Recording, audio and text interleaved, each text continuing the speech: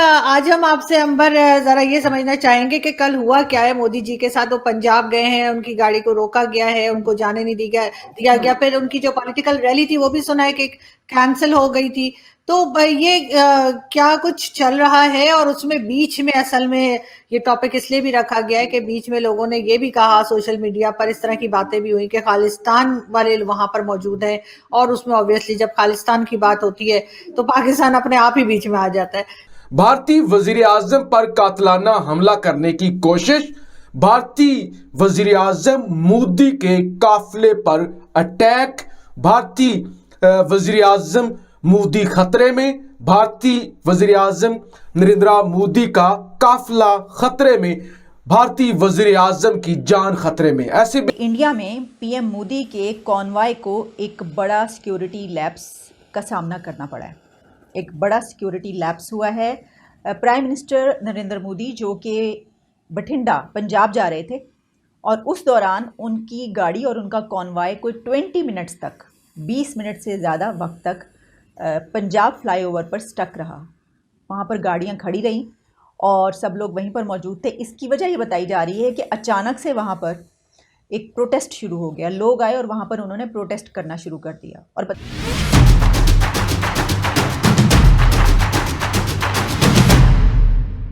जय हिंद दोस्तों, मैं हूं कीर्ति और आप सभी को हमारे चैनल पर स्वागत है। तो दोस्तों, आप जान सकते हैं कि कल प्राइम मिनिस्टर जो हमारे नरेंद्र मोदी जी हैं, उनके सिक्योरिटी को लेकर कितनी बड़ी लैप्स हुई थी, और इसको लेकर दुनिया भर में चर्चा रहा और सोशल मीडिया में तो पूरा हड़कंप ही मच गया था कि प्राइम मिनिस्टर मोदी एक फ्लाईओवर में, जो फिरोजपुर में, पंजाब के फिरोजपुर में है, उसमें 15 या 20 मिनट तक रुके रहे।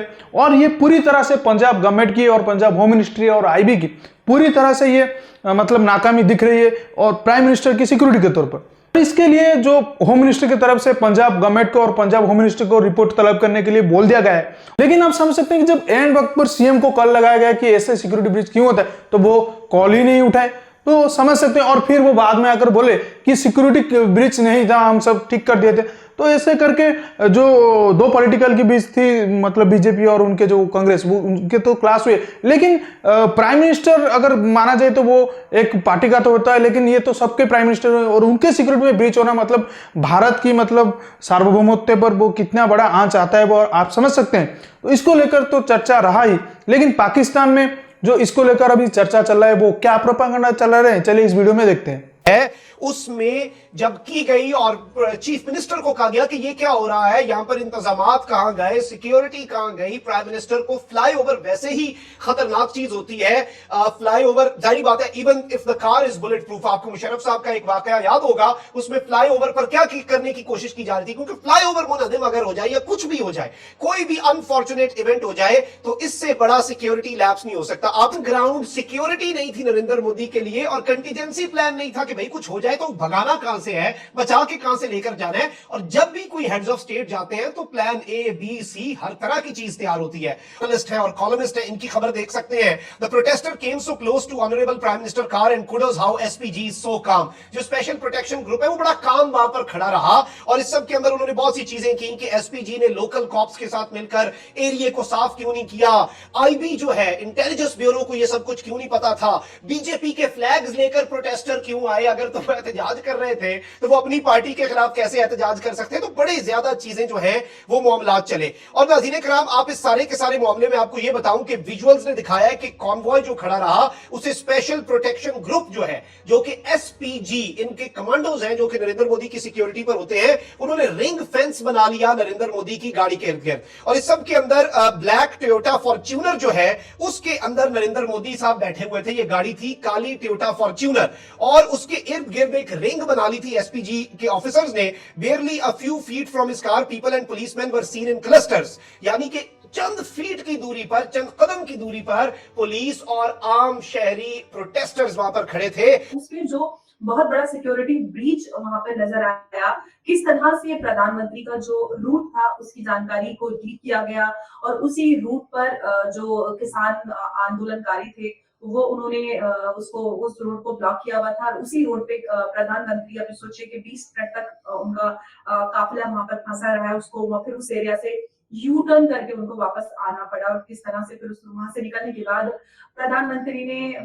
ये कहा कि मैं यहाँ से निकल के जा रहा हूँ, आप अपने जो प्रधान स्टेट के जो आपके सीएम है उनको शुक्रिया कहिएगा कि मैं यहाँ से जिंदा बच के वापस जा रहा हूँ, क्योंकि देश का प्रधानमंत्री हमारे, देखिए राजनीतिक मतभेद जरूर हो सकते हैं, आपकी सोच अलग है, मेरी सोच अलग है, लेकिन जो प्रोटोकॉल्स होते हैं हम उसके साथ कॉम्प्रोमाइज नहीं कर सकते। प्रधानमंत्री हम सबके हैं, चाहे हम किसी भी पॉलिटिकल पार्टी से हों, हमारे विचारिक मतभेद हो सकते हैं, हमारी सोच अलग हो सकती है, हम अलग अलग पॉलिटिकल पार्टी से बिलोंग कर सकते हैं, लेकिन सबसे पहले तो एक और उन्होंने जो सीएम चनी है पंजाब के सीएम, उन्होंने प्रधानमंत्री, जो कि एक प्रोटोकॉल होता है कि अगर प्रधानमंत्री पीएम विजिट करते हैं स्टेट को तो सीएम को उनके स्वागत के लिए, इस्तकबाल के लिए जाना होता है, डीजीपी वगैरह, तो वो एब्सेंट रहे। तो कई सारी चीजें ऐसी हैं जो कहीं ना कहीं पॉलिटिकल डिफरेंसेस की वजह से उसका उल्लंघन हुआ है, उसकी ब्रीच हुई है। तो ये कहीं ना कहीं बहुत ही शर्म की बात है, बहुत बड़ा उनके सवाल खड़ा होता है कि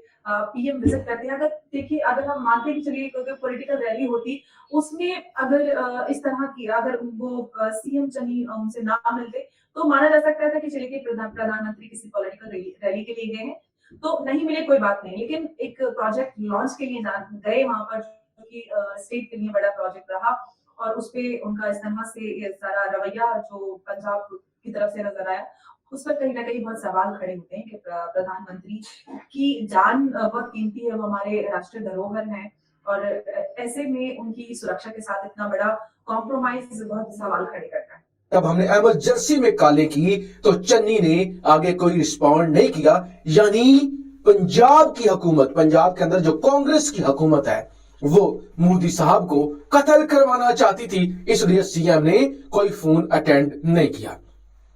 आगे PM Modi security lapse, home minister Amit Shah seeks report.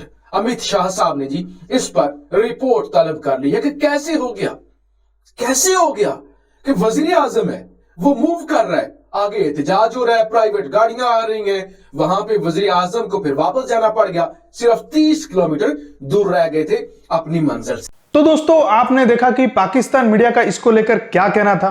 तो पाकिस्तान मीडिया ये कह रही है कि ये सरासर एक बीजेपी की प्रोपागंडा है।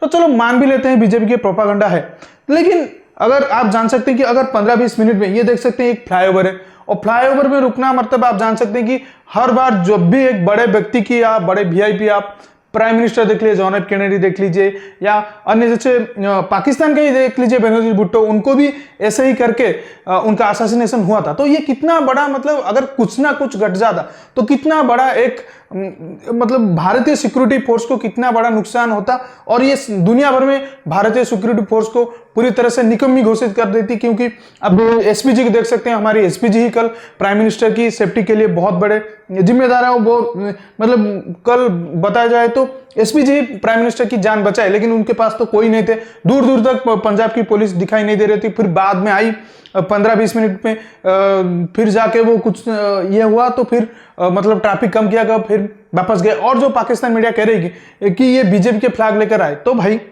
जब भी कोई अलग पार्टी का ये होता है या मंसूबा होता है कि कुछ ना कुछ बड़ा किया जाए, तो अगर वो बीजेपी के फ्लैग लेकर आए तो लोग क्या समझेंगे कि हाँ उन्हीं के लोग तो प्रोटेस्ट कर रहे थे, उन्हीं के लोग ही मार दिए। अगर उनके मन में कोई मनमुटाव होगा तो मार दिए होंगे। लेकिन ऐसा करने से अगर कोई छुप जाता है, मतलब इसके बाद अगर कोई अलग पार्टी का होगा या कोई मतलब खालिस्तानी के लोग होंगे, तो उनका फ्लैग नहीं होने की वजह से, बीजेपी के फ्लैग होने की वजह से लोग समझेंगे कि बीजेपी के लोग की प्लान करके कुछ ना कुछ करने जा रहे थे। तो ऐसा प्लान हो सकता है। लेकिन इतना बड़ा एक सिक्योरिटी लैब्स ये देश के लिए भी बड़ा खतरा है, क्योंकि आप समझ सकते हैं कि हम कुछ ही दिन पहले ही बिपिन रावत जी को खोए और फिर आज जाके ये हादसा हो गया। तो ये, और ये भी कांग्रेस स्टेट में ऐसा होता है, तो आप समझ सकते हैं कि कितना बड़ा सिक्योरिटी लैब्स ये हो रहा है। और इसके मतलब ऊपर आईबी को, हमारे इंटेलिजेंस जो ब्यूरो है और हमारे एनएसए अजीत डोभाल जी को बहुत ज़्यादा ध्यान देना चाहिए कि हमारी पीएम की सिक्योरिटी ही देश की बड़ी सिक्योरिटी मतलब होना चाहिए। क्योंकि पीएम और प्रेसिडेंट अगर सुरक्षित नहीं रहेंगे तो आम इंसान को क्या मतलब हम ये भरोसा देंगे कि आप सुरक्षित हैं। तो दोस्तों, अगर वीडियो अच्छा लगा तो वीडियो को लाइक करिए, अगर कुछ बोलना है तो कमेंट में जरूर कहिए, और चैनल को सब्सक्राइब करके ऑल बटन दबा दीजिए ताकि हमारे लेटेस्ट वीडियोस की नोटिफिकेशन आप मिस ना कर सके। हम रुकते हैं, जल्दी मिलेंगे एक नई वीडियो के साथ और एक नए टॉपिक के साथ। जय हिंद, वंदे मातरम।